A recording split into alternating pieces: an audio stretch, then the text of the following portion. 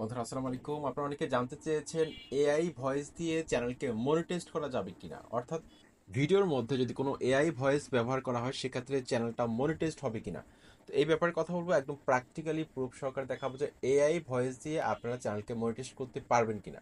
তো বন্ধুরা, এতদিন ধরে এআই ভয়েস দিয়ে কিন্তু চ্যানেলকে মনিটাইজ করা যেত না, কিন্তু বর্তমানে ইউটিউব কিন্তু সেটা অনুমতি দিয়েছে। আপনি কিন্তু রোবোটিক ভয়েস দিয়ে কিন্তু চ্যানেলকে মনিটাইজ করতে পারবেন। এমনকি আপনার স্ক্রিনে একটা চ্যানেল দেখতে পাচ্ছেন। এখানে এই চ্যানেলের একটা ভিডিও তো আমি প্লে করলাম, প্লে করার পর আপনি দেখতে পাচ্ছেন এখানে অ্যাড শো করতেছে এবং কি চ্যানেলটা কিন্তু মনিটাইজড, সেটা কিন্তু আমি আপনাদেরকে প্রুফ দেখাবো। তো আমি প্রথমত চ্যানেলের লিঙ্কটাকে কপি করলাম, লিঙ্কটাকে কপি করার পর আমি ক্রোম ব্রাউজারে চলে আসলাম। আসার পর এখানে যদি আমি লিখি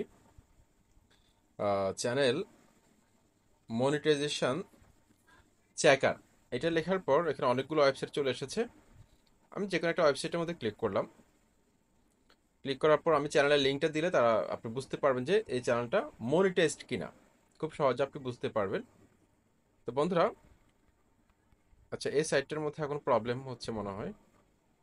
তো আমি এখানে আরেকটা সাইটের মধ্যে আমি চেক করব, এই সাইটটার মধ্যে চেক করব চ্যানেলের লিঙ্কটা দিয়ে মনিটাইজড আছে কিনা। তো এখানে একটা ক্যাপচা চলে এসেছে, 282 দিলাম। তারপর এখানে এন্টারের মধ্যে আমি ক্লিক করলাম, ক্লিক করে দিলাম। ক্লিক করার পর একটু ওয়েট করতে হবে। চমৎকারভাবে আপনারা বুঝতে পারবেন যে আসলে চ্যানেলটা মনিটেশন আছে কিনা, এআই ভয়েস দিয়ে আপনারা মনিটেশন করতে পারবেন কিনা। দেখুন এটা কিন্তু এখন কিন্তু প্রসেসিং এর মধ্যে রয়েছে, এখানে ওয়েট করতে বলছে আমাকে। তো রোবোটিক ভয়েস কিন্তু এখন অনুমতি দিয়েছে, কারণ আপনারা যখন ভিডিও আপলোড করবেন, আপলোড করার সময় কিন্তু একটা অপশন চলে আসে। সেই অপশনটা দেখেও কিন্তু আপনি বুঝতে পারবেন যে ইউটিউব এটা এখন অনুমতি দিয়েছে, সেটা দেখেও কিন্তু আপনি বুঝতে পারবেন। ওকে, আমার মনে হয় রেজাল্টটা চলে এসেছে এখানে।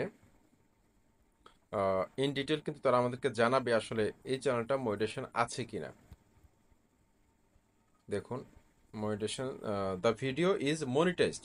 দেখুন আমি ভিডিও লিঙ্কটা দিয়েছিলাম, ভিডিওটা মনিটেশন, এমনকি চ্যানেলটাও কিন্তু মনিটেশন রয়েছে। সুতরাং আমরা বুঝতে পারলাম যে এআই ভয়েস দিয়ে যদি আপনি কন্টেন্ট তৈরি করেন সেক্ষেত্রে আপনি 100% মনিটেশন পাবেন। তারপর একটা ভিডিও আমি আপলোড করে আপনাকে দেখাচ্ছি অপশনগুলো। দেখুন এখানে আমি ভিডিও একটা আপলোড করে আপনাকে দেখে, তাহলে আপনারা বুঝতে পারবেন খুব সহজে।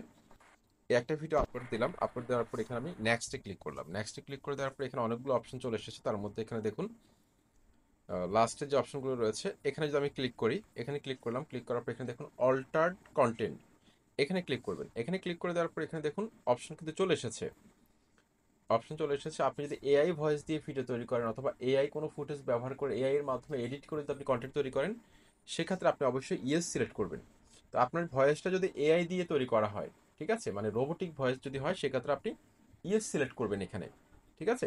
তাহলে আর কোনো প্রবলেম হবে না, অবশ্যই ইয়েস সিলেক্ট করতে হবে, তা না হলে কিন্তু প্রবলেম হতে পারে। তো আশা করি আপনারা বুঝতে পেরেছেন যে এআই ভয়েস দিয়ে কন্টেন্ট মডারেশন করা যাবে এখন থেকে।